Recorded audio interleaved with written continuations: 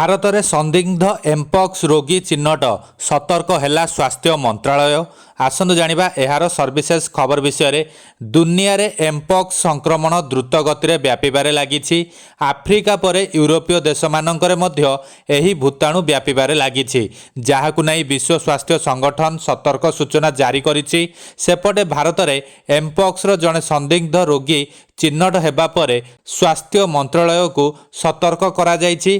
केंद्र स्वास्थ्य मंत्रालय कहिछि जे संदिग्ध रोगी एपरि एक देश को यात्रा करथिले जेउठारे एमपॉक्स द्रुत गति व्यापी। सतर्कतामूलक पदक्षेप स्वरूप तांकु एकांत बासरे रखी डाक्तरखाना रे भर्ती करा जाइछि।